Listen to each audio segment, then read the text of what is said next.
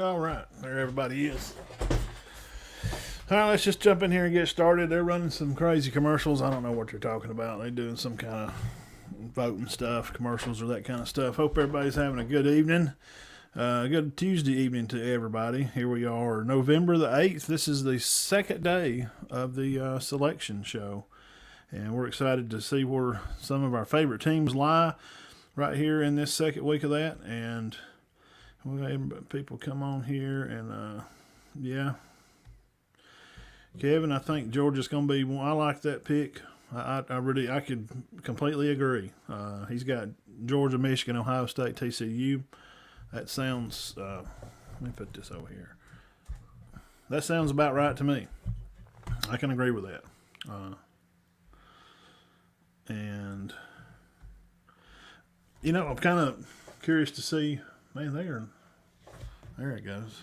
They run it to the last second. They running commercials for voting stuff. Number 4, TCU right now. You can make a case for a couple of. Yeah, I'm kind of curious to see how maybe Tennessee could, they still have an opportunity. So, well, they're gonna run this out. They're actually a minute late. They couldn't get off of that.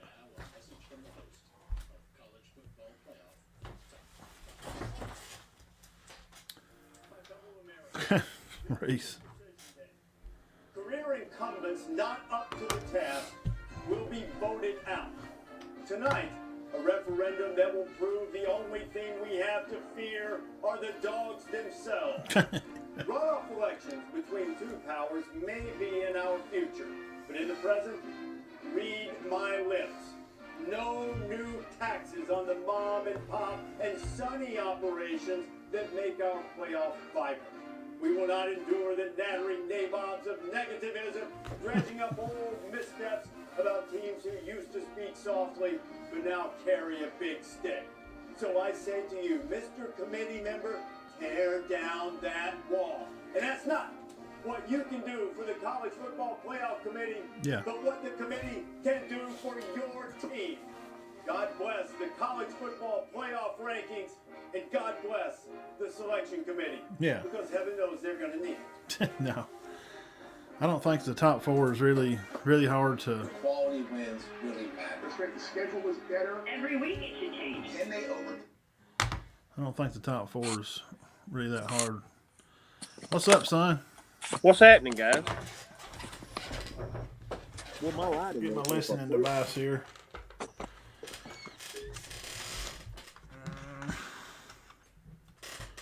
Well, I'll find it here in a minute. What'd you do? Pieces, so we don't have feedback from your voice going back to the mic and all that. I got you. Can you hear me? You got me? I ain't got good light out here. Cause it's too dark. Did you say what kind of did you say? I think a lot of this could be. I'm curious to where Bama kind of drops to. I think Bama may be. They may be 10. They may swap them and LSU around. I don't know. Yeah, it's gonna be hard to say what they do with them.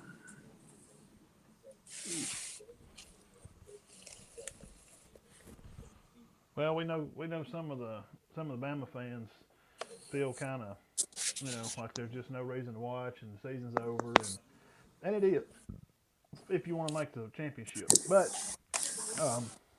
hey, look, since this has started in 2014, they were 1, 15 they were 2, 16 they were 1, 17 they were 4, 18 they was 1, and 19 they missed when LSU won, of course. And in 2020 they were 1, in 2021 they were number 1.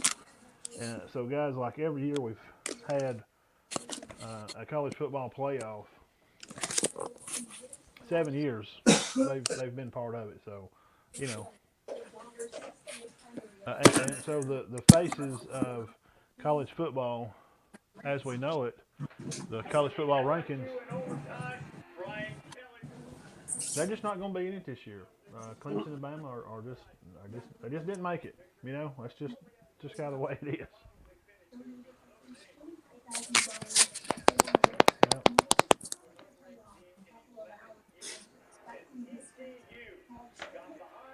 I can't see this. Hang on. Man, don't leave me up from it. Hey, I got my sticker today. Did you go get you a sticker? She addresses her supporters tonight as the first black woman to serve as the Democratic Party nominee in Alabama. Now, the veteran educator who's never run for office before only has about $50,000 in campaign funds and knows that she's facing long odds running against one of the state's biggest politicians.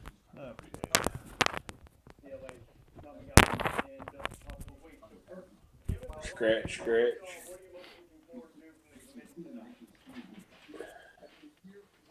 I think everybody probably is curious to see where number 4 is going to land. You know, I think everybody, no matter what your order is, expects Georgia to be top, Michigan, Ohio State, and then I think betting odds would be in favor of TCU, but there's a lot of other teams, Joey, that could be there. But I'm kind of anxious to see where TCU is, especially after last week. 3 of the top 6 go down. We're just beginning, by the way, in November. I mean, usually you get down into the latter part of November is where this thing starts to get upside down. And, man, we got a long way to go, and already some of these upsets are making this pretty intriguing, that's for sure. It'll be interesting to see what happens with TCU. They were 7 last week, and I thought maybe they should have been at least 1 spot higher, but they weren't. So what kind of respect do they get now that 1, 4, and 6 have lost? They got Greg McElroy on there tonight. They're gonna have some truth on here tonight. Uh-oh. They deserve to move up, but now I'm going to Texas. Did you go get your little sticker? Another key game for them if they can get that win. I think this TCU team, where they fall tonight, will be very interesting. Can you hear me, Matt? Yeah, this stage of the rankings, Man. I'm always trying to figure out a way as a fan of college football. How do we get new blood into the college football playoff, right? Hey. 12 right now, having not had. There's gonna be some new blood this year. How do we get them in? Well, right now, they need Notre Dame to be highly ranked. So I'm actually most intrigued by where the Fighting Irish, even though they have no bearing on the playoff whatsoever, you look at how they could impact UCLA, how they could impact Oregon, and then, of course, USC, who they play in the final game of the regular season. So let's have a look now. If there's Football playoff rankings. Can you hear me, Matt? I can't. Can you hear me? Okay. I just said if there's any way we can cut to a 2-shot, Joey's not. Can you hear me over there, Talbert? Yeah, I got you. I don't hear nothing. Something must have went out on your mic or something. All right. Can you hear me? Let's see. See if that does anything. Can you hear me now? No, I just see. Can you hear me though? I can hear you. You must have a. Let's see. I don't know.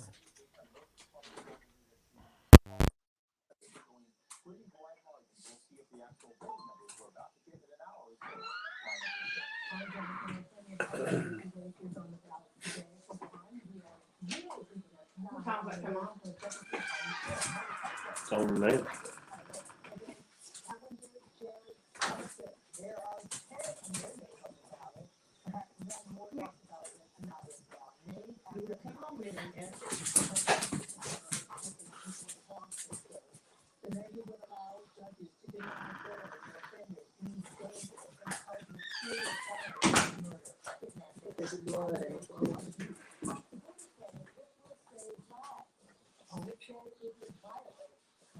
What's he saying? I can't hear the TV.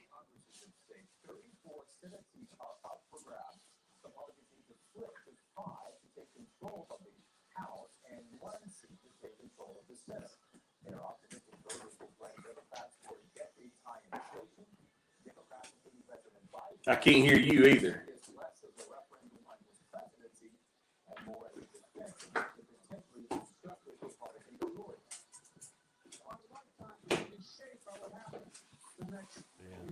There it is. How about that?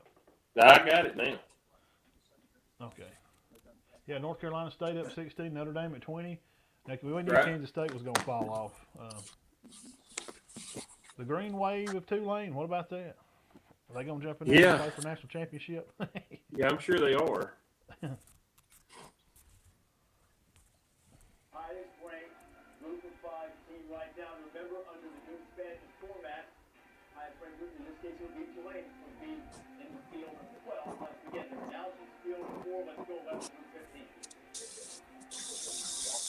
Rick May in North Carolina. Okay, we got Ole Miss coming in at 11, UCLA, Utah, Penn State 14, North Carolina, the Fighting Tar Heels at 15, up 2 spots. So, you know, they're 8-1. North Carolina. Let's see. Utah needs to try to keep a good record tracking on there too. Yeah, they do. Because I think it's going to be important for later on when this Pac-12 tries to jump in there. Because yeah, I see that. What Kevin said, Clemson's at 10. You think there? Yeah, okay. Yeah, I would. Clemson be at 10. Bama's probably going to be.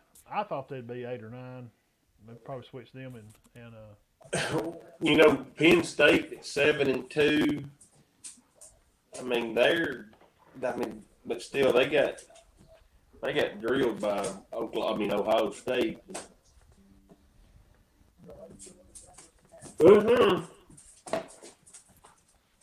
Clemson. Wow. yeah, their chances are. Yeah, Alabama and Clemson guys. We just got to face it. If you're gonna be on camera, Nicole, you got to smile and wave. What? I'm not on camera. Yeah, you are. Oh, what am I? Yeah, you're live.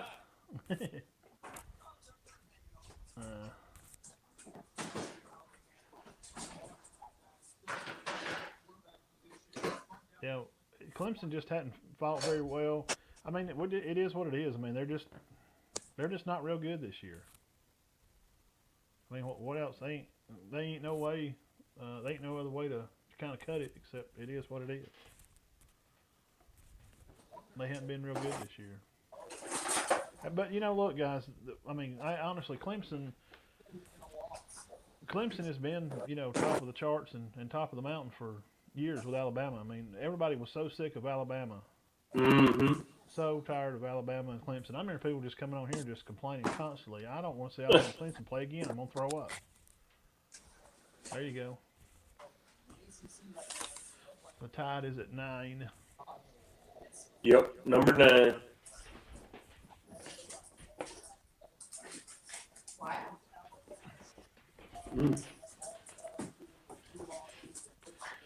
And honestly, well, it's kind of gut check time, guys. I mean, let's just be honest.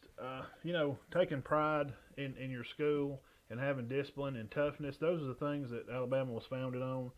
And they just don't have those things anymore. And, you know, things go and come. And you can't – it's hard to constantly ask of a program to be that way for 20 years. It's just kind of silly to ask that. But You're right. I mean, too, the next thing is, you know, this is probably one of the most penalized teams that I've seen in a long, long time. Maybe the most penalized team Nick Saban's had. I know you probably have to go back to a Mike Shula team to get one that was more penalized, but it's because of the lack of discipline. well, we need to find out who's really in, who's really wants to be in, who wants to play at Alabama. And look, we got all these transfers in, guys. These guys like Mosley and all those people.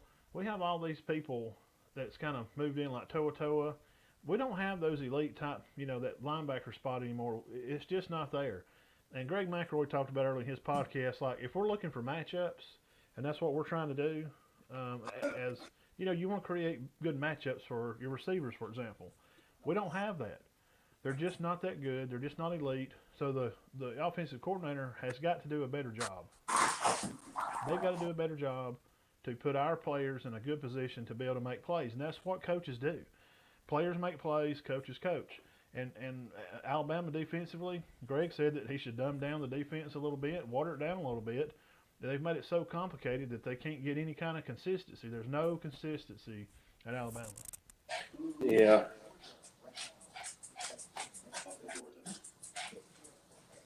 Joseph, I agree with you. You can look at Oregon and say how big of a loss they had to Georgia. You also have to look at those circumstances with Dan Lanning taking over, new quarterback that came in from Auburn, first game that they play of the year, travel across the country and play in Atlanta, basically a home game for Georgia. message to Rob Mullins is schedule Portland State. Like, why do you want to schedule Georgia and lose a game like that? You schedule Portland State, they're undefeated, and everybody's talking about how great Oregon is because, Joey, what you're saying is throw the Michigan fan here, go blue. Right now, like one of those teams you don't want to get on. I think Michigan. I've got a friend that's from Michigan, and he'd be mad at me if I didn't say go State. I think Michigan's going to be too. I would have Michigan. Yeah, they're gonna be up there. Georgia won Michigan too. The way they played, they handled business against Rutgers. They played how you're supposed to beat a less than team. And I know Ohio State struggled. And we broke it down Sunday on the show, 6 o'clock Sunday nights. Guys, come by and check us out and go back on YouTube here and watch our show.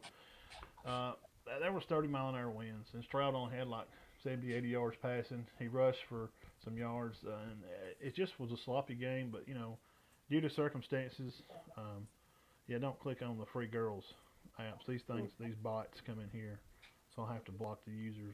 This happens when we get a lot of people on. Kevin, Nicole said, "Hey, back to you." Okay. Roll Tide.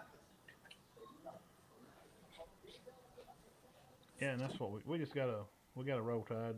If you're Alabama fan, I mean, what are you gonna do? Call it like you see it, man. I mean, here's the truth of the situation for They Alabama. put Ohio State too. Okay, that's a little surprising, but Golly, yeah, Georgia, Ohio State too, Michigan TCU 3. should be 4. They better put TCU 4. I'm gonna be bothered because they're gonna fall out next week anyway. They're probably gonna lose to Texas. They will definitely Sure. lose to Baylor in 2 weeks. So, but Sure. let them enjoy it. I mean, Tennessee got 5 days of being number 1. They got what it feels like to be targeted That's right. and That's have a right. target on your back, and they got to be number 1. There you go.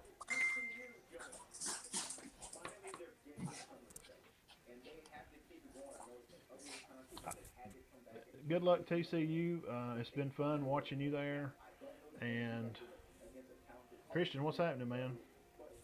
Glad to see you on here watching some college football with us. Christian Kriders has he's got his own little show page over there. What is it? Is it CNS, Christian? You find him on Facebook. They do a show. They come on after we do on Sunday nights. They got them at 5. I'll take that. Yeah, Tennessee at 5. I can,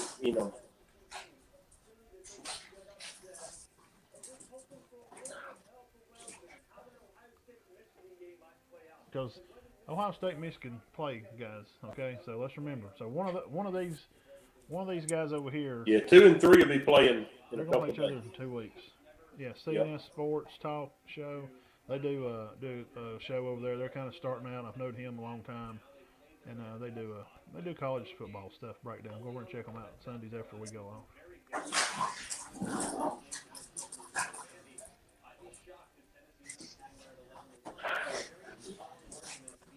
Yeah, Tennessee could say, "Hey, look, guys, the only game we lost was number 1 Georgia." I mean, you let by me. I don't know how many times. If they had a team to fall out there. Yeah, I would just say I want to see how Tennessee responds. 3 weeks they were the story in college football. Everybody. And when you go get punched in the mouth by the Bulldogs defense, I want to see how they kind of pan out too. Tennessee fans, are you ready to be a part of that and be a part of the talked about? Can your players handle these constant scrutiny every Saturday? Getting taken apart, and if you don't do everything just perfect, then the dynasty's over. And Right. Can you handle that? Can you handle that talk? Being number 1 and living with that. It's hard. There's a lot of Alabama fans that won't admit it, but LSU done Alabama the biggest favor that could be done simply because they're no way in the same league with Georgia to have to play Georgia this year. I mean, the way they're doing, the way they handle Tennessee. Well, it just is what it is. I mean, we don't have. It would have been an embarrassing. It ain't got big sugar coated. I mean, we can just be honest. And for real Bama fans that really enjoy the game of football, know the game of football, not just a fanatic fan, guys, we don't have any identity.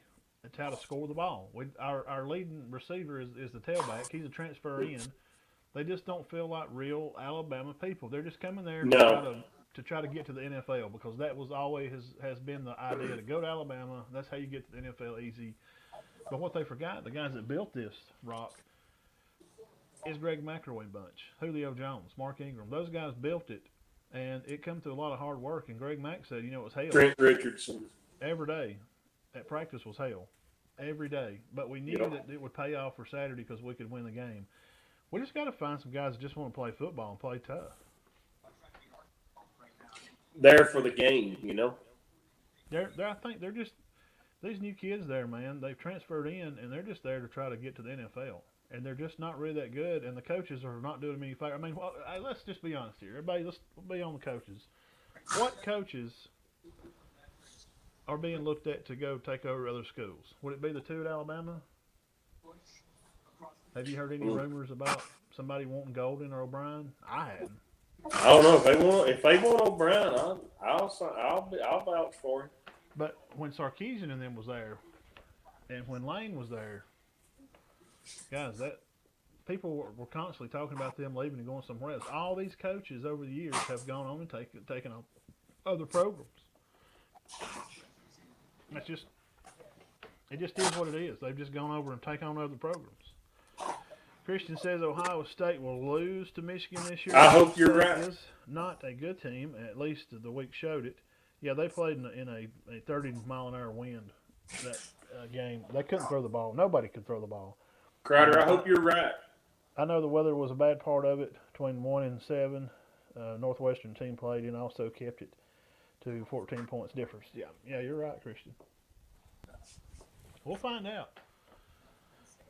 I think that one of the bigger surprises to me is North Carolina State. Man, they moved them way up. It's not like they're going to get in the 4, but Because they moved up. How many spots did they move up for? yeah, like 6 or 8 spots. And Kentucky, Georgia still has. They got Kentucky next week, so we'll get to see. We'll get to see how that plays out. And I've seen some people online go through some processes of saying, well, Bama still has a chance. Well, Bama, listen, okay, LSU's already beaten Ole Miss. Okay, the only game LSU lost was to number 6 Tennessee right at the time and Florida State. If they played Florida State tomorrow, they'd beat them by 20. They're better now. Coach Kelly figured out the identity of the program. I mean, to come in first year and beat a good Alabama team. They're not the great, but they're good. Hey, there's no way for Alabama to get in. LSU would have to lose both games. They'd have to lose both of their games, and then they would be tied, because people are still talking about the Florida State thing. We're talking about winning the West, okay? And Florida State, LSU losing them has nothing to do with them winning the West. 0. And Ole Miss is already out. There's no way. There is a way, but like I said, LSU would have to lose. Why would you want to go knowing that your team is no better than what it is? Well, and people that watch the game closely, we've seen this struggle for the past couple of years since Najee Harris left and Sark left and that class and Devontae Smith and the Waddles, and you go back to the Ruggs and all those guys. There's just no. Like who's Alabama? Bryce has carried this team for the few wins that the wins that we do have. It's just Bryce completely just toting the team. He's the one winning these games for them. That's right. You think they win? Did they win Saturday? I don't know, man. I keep saying it's gut check time for Alabama, and I just don't. I don't know. I picked them to win, yes, but there's blood in the water, and this is an opportunity. And when people like Greg McElroy, which is a highly intelligent guy off the field, just as a person, when he does a 10-minute podcast spiel on that he has concerns, raise concerns. If Greg McElroy is making a 10-minute podcast on it. Well, when you got a former coach that you're going up against now. We had 2 weeks to prepare for LSU, and it looked like bad news bears. Yeah. And so when you're going up with only 1 week of practice against a guy that knows your entire system, Kiffin's going to do everything he can. But he would love to beat Nick. We played them close last year. Remember, the game was pretty close. Yeah. Yeah. Michigan, Ohio State spots where they're at. That's not a big surprise. And like we said, they're going to play each other. And well, what do you think about Auburn? You know, I mean, Cadillac goes there and they play a close game with Mississippi State. It wasn't a. You know, It was a moral victory. It wasn't a victory, but here's the thing. I got a lot out of his post game conference. You know what he said about his team and how he really was bragging on his guys. There was an energy there because we, you know, when we got done watching the Bama game, we turned it over and started watching the last part of that game, and there was an energy there that has not been on the Plains in a while. But having Coach Williams talk about the 8 guys that give their heart and soul to Christ on the night before, I mean, that's what it's about. Football's a great game, a great sport, but it's a lousy guide. And then to echo on top of that, I talked to one of the pastors that had the funeral for the 2 of the 3 young men that got killed over in Chattooga County. I talked to him last night because they had their celebration of life service yesterday, and at the end of the celebration of life service, there was over 40 both young people and adults that give their heart to Christ yesterday during that. And man, that pastor, he was ecstatic. I mean, it was something else. You know, you hate to have the loss of 3 teenagers, especially the way they had to go. But you know, there was a lot of good come from it. You know, it's a bad situation, but a lot of good come out of it. So anyway, but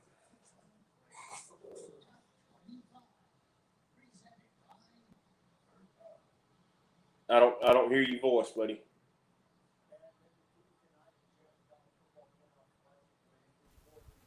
no matter what we do, we're passing on this little dirt ball rock in the sky. God's still in control, and it's His kingdom, and advancing His kingdom on a daily basis is That's our right. goal. That's our life goal. You know, That's right. This is just something we do to enjoy. Let's see what the committee guy, one of the chairmen, let's see what he said here. We value wins, and they continue to find a way to win and not give up those points in the second half, and it really was impactful to the committee. As far as Tennessee, you had them ranked number 1 last week. Most people were in agreement with that. What was the assessment of the See, those wins against K-State and Oklahoma State are not too great now. Dominated from the opening kickoff. Well, you got an offense that's averaging 47 points a game. Georgia's given up a little bit more than 10 points to hold them to 13 points. I think that clearly separated Georgia in the eyes of the committee of how good they are and how well they play. Again, Tennessee's a really good team. Big wins over Alabama, big win over LSU. And again, we're still early in this process right now. But again, a lot of positives for all the teams that are in the top 5. Oregon is at number 6, and I've brought it up several times to the point that the Duck fans are probably sick of me saying it. How does the committee evaluate that 46-point loss to Georgia on the opening weekend? How big of a weight is that on the discussion surrounding Oregon? It certainly is part of what we talk about as we go through this, but the other part of it is they've won 8 consecutive games, averaging over 40 points a game, beating UCLA, who's well respected by the committee. Again, we're looking at the overall body of work, where it's not about one game, it's about what have they done throughout the entire season. How do you evaluate the level of opponent that Oregon has played since that game and how it impacts your evaluation? Yeah, I mean, we're looking at everything combined as we're looking at it. Strength of schedule is one of the components that we do look at. But again, how they play as a team, how they play together is really what we're looking at overall. As we go through this process, again, they've been very impressive. Well, I mean, they beat they beat a number 9 ranked UCLA by 2 touchdowns. Right. They've only got a few ranked wins, so Oregon has a. They're gonna need somebody to mess up. So, like we said a while ago, we know for sure that Michigan or Ohio State, one of them's coming out. And I'm just telling you, we can write it down. I've already said it several times. TCU's gonna bum this up. They're gonna lose to Texas or Baylor. It's just gonna happen. So Tennessee fans, don't get down your drawers. This is November the 8th. Now November 28th, if you're still 6, that may be a problem. Come the weekend they play Kentucky for their rival game, or Vanderbilt. That may be a problem then. But gosh, man, right now there's still a lot of ball to play. So Right. I who's gonna beat Georgia though?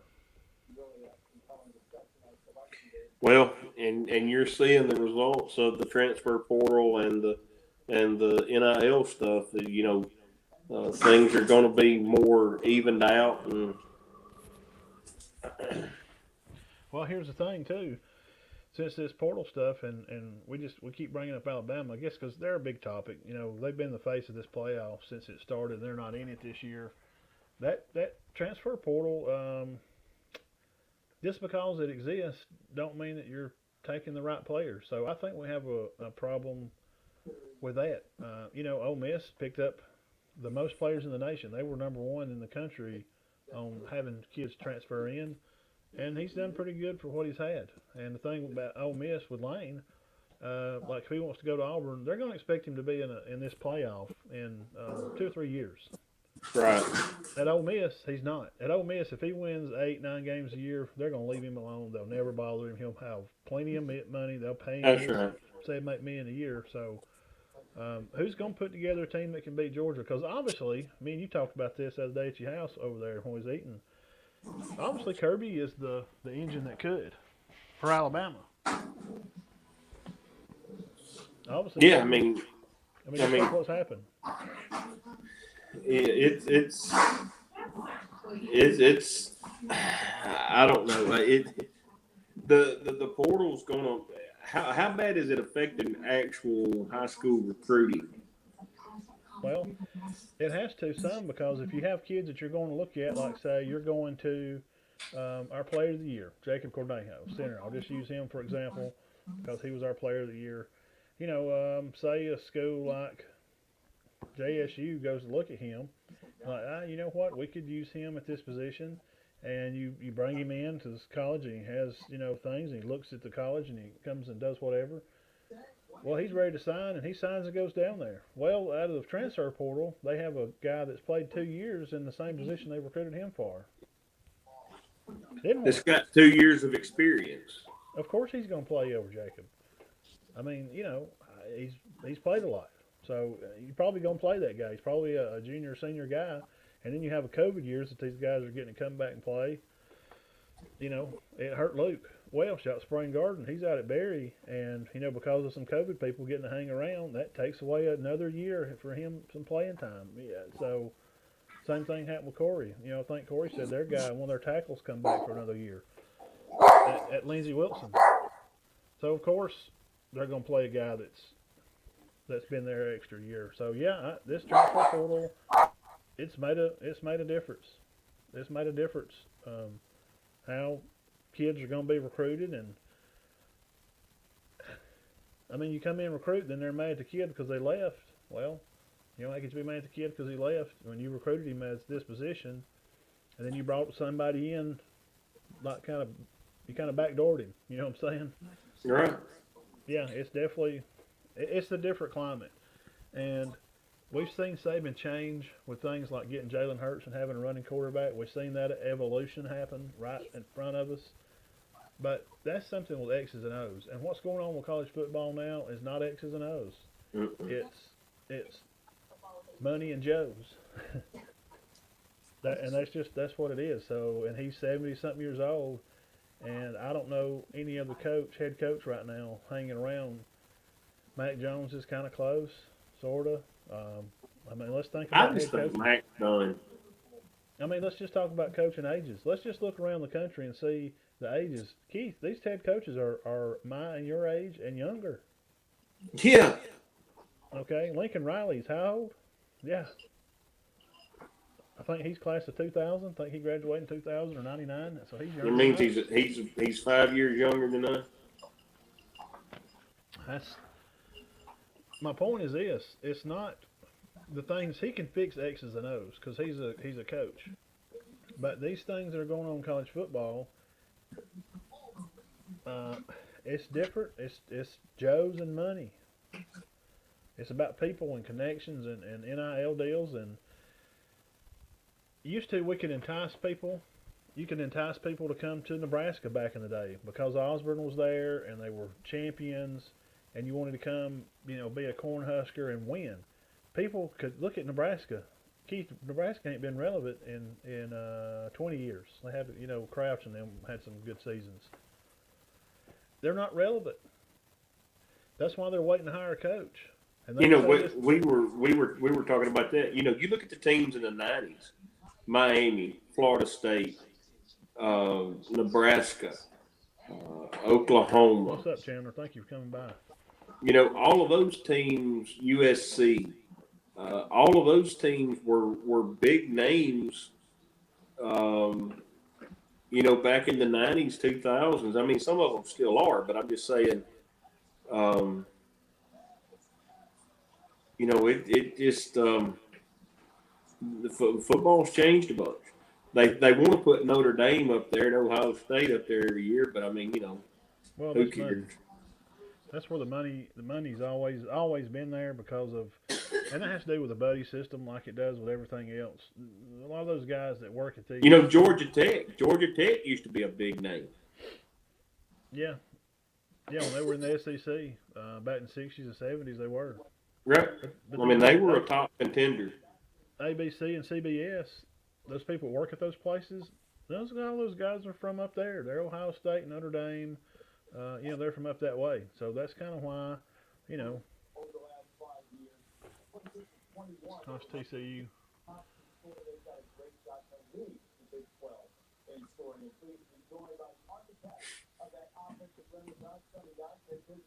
I look, when Patterson, remember when he was at TCU, guys, I remember they were top defense in the nation. So, it's been a long time coming for TCU.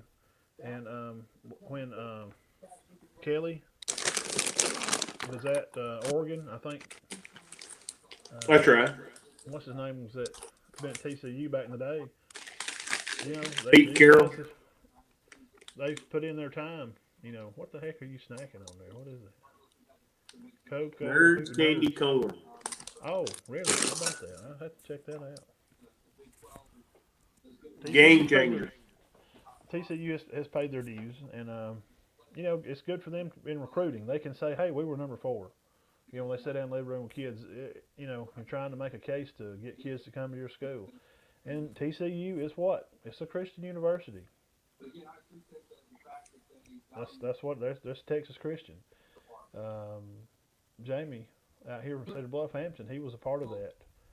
I think I don't know if he's still there doing ministry. I think he's somewhere else. Like he's at one of the smaller Texas schools, but he's a part of that out there. And his brother Josh, he's the head strength coach at IMG now. He left Alabama. That's another thing. I brought that up in a post the other night. Since Hamp left Alabama, and it's just not been this new science guy. It just don't look right to me. I don't know. Maybe I'm looking too deep, and somebody please comment and tell me I'm wrong. The strength stuff at Alabama just don't look good. Not since Cochran. And I know he had some drinking problems. That's why they let him go. Kirby brought him in over there at Georgia to kind of rehab with him, and he's kind of stepped down out of all positions. I think he's back in doing something. He's some part of the program at Georgia. That's different, man. Alabama, there's a lot of this, and it starts in the weight room, and 2, it starts up front on the offensive defensive line. You got to have men and dude, LSU, and we had a guy on here from LSU a while ago. Hey, look, man, the Tigers, they whipped Alabama's tail. Do you see those linemen getting blown off the line? They were rocking back on their heels. Latham is like a subhuman Sasquatch-looking man. He got owned. That little young rookie kid on defense, he was smoking him all night. Those Yep. defensive ends were smoking them. And we can make excuses and say, well, Anderson's not getting to the ball because, as much because they're double teaming, they're putting people in position to run chips. Well, why didn't they do it Saturday against LSU? Why wasn't our defense coordinator smart enough to change the plan while it was going on? Because he's not good. Nobody wants him. I'll bet my butt on it. Them two guys will not be at Alabama in January. I'll bet on it.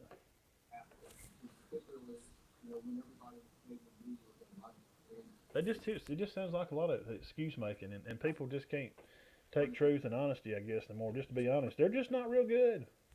I mean, how else can you cut it? They're just not real good. Once it was over and I realized that Bama had wasn't gonna win that game, the one thing that come to my mind, I hope he's still on here, still listening. But the one thing that come to my mind is I knew I wasn't gonna have to listen to Kevin Daniel during the SEC championship game.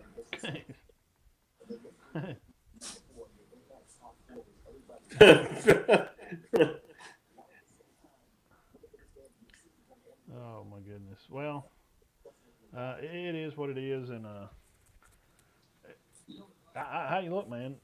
If you're a connoisseur of football, before we get off here, we'll let everybody get back to their night, and I appreciate everybody for coming by and hanging out with us, Matt and Todd Show, and the voice of Cherokee County Warriors, Talbert, has came by to hang out with me 2 weeks in a row, man. I appreciate you coming by and hanging out with Hey, us. it was a lot of fun, man. I enjoyed having you and the Diamond down at the house. We had a little Cajun pork loin sandwich Saturday night. The game wasn't any good, but the food was wonderful. The pot dump cake, what Dean called it. Apple dump cake. Yeah, it was good. But if you like football, which we do, you're going to see some new faces in the college football playoff, except one. And I'm going to tell you what now. The little engine that made Bama go is the one making this Georgia team go, and you may be seeing a lot of Georgia for the next few years. And I think Bama gets back in this playoff probably next year or the next. Yeah, I mean, I don't know. But it ain't going to be when you see them, you're going to get beat. I don't think you're going to. I mean, I think there's going to be some humble pie served during this one. I don't like that word. The dynasty's over, because it's like No. It's like the word. They're defending their national title. You're not defending those trophies that's in the case at Georgia. That trophy will be in that case if they lost every football game this year. They're not defending anything. You're not like it's not like boxing where you lose, you give away. Start all over. You see what I'm saying? So Bama is not. The dynasty's not over. Once you have completed in a dynasty, in my opinion, this is me. You win five national championships in a 8 or 10 year period. If you win 5 out of 8 or 10 years, that's a dynasty. And in high school, I think if you win 5 in, 10, 15 years, if you won 5, like 5, sure. Dude, that's Clay, the Chalkboard, without a doubt, and them. Those are dynasties. So the dynasty's not over. It just ended. It ended last year. They didn't make it, so it's just. I don't know how you can say a dynasty's over when it. I mean, for things to end, there has to be a beginning. And honestly, I mean, Alabama's been a continual program for, 70, 80, 100 years. So, over. The window has just closed down a little bit, and they're just not going to be in the playoffs this year. Well, what have you dug up? I hadn't talked to you since Sunday. What have y'all dug up on West Morgan? Same stuff we talked about Sunday. They're going to try to throw the ball around some, but like Mike Tyson said, everybody's got a plan and they get punched in the mouth. I think that's what happens Friday. And you and the Diamond, y'all going to the Garden, right? Yep. Yeah, that'll be our game of the week this week. It's going to be a great rematch. First game was 27-0. Spring Garden beat Coosa, and both the Spring Garden group knows. Coach Howard's been doing this a long time. This is not the same team. He knows they've improved, and they're going to be prepared. Experience is going to lie on the side of Spring Garden because those seniors have played a lot of playoff football, 2A, deep round football, against Mars Hill. So I think it's going to be a good game. We're excited to be out there. Okay, so if Cherokee County wins, let's play the devil's advocate for me, if you will. If Cherokee County wins, will they play Dora next week, you think? I like Randolph Academy. I don't think Dora in that region is all that. That's just my opinion. Well, see, I don't either, but I didn't know what Randolph had. They're loaded. I sent some stuff over. So if that game happens, then Cherokee County will have to travel week 3? Yeah, I think so, yes. I think that's how it's going to go. Excuse me. What in the world? Okay. Yeah, I'd like, let's see, we'll go right here. And right here, and it's, where did that go? Yes, Cherokee County and Randolph and Rogers, and they play Dora this week. And their stat line guy, I had it down here on something, and I sent it to Todd, and I can't. Todd could type it in there if he's watching. He just got in. They had practice. They got a quarterback that's thrown for some yards. Here it is. Hunter is their quarterback. He's number 4 for Randolph Academy. He's thrown for over 3,000 yards, and they have 2 receivers, Devin Port and Strong, both over 1,100 receiving. So you got 2 guys throwing for catching for over 1,002, and rushing wise, they have like a 700-800 yard back, and then like a 500 yard back. So it sounds to me like they like to throw the ball, and they are an academy. So I like them to beat Dora, and you can look it up there, Randolph Academy,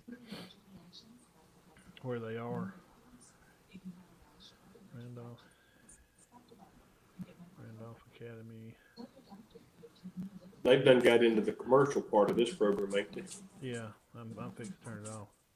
It is an hour and 40 minutes away, Randolph Academy.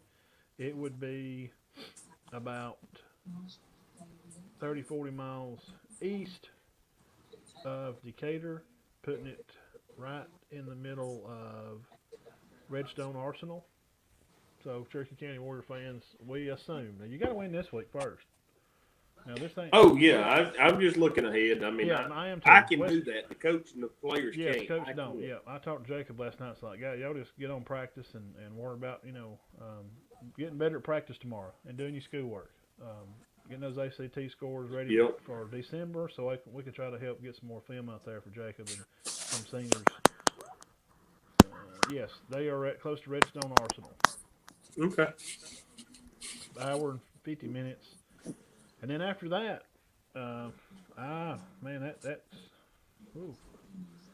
that's when it really gets interesting.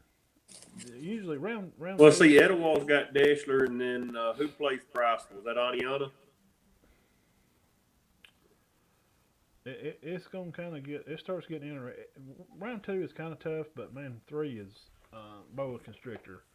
Yeah. Yes, it tightens up. Yes, Priceville plays Aniana, and Etowald's at Dashler. That's a buzzsaw.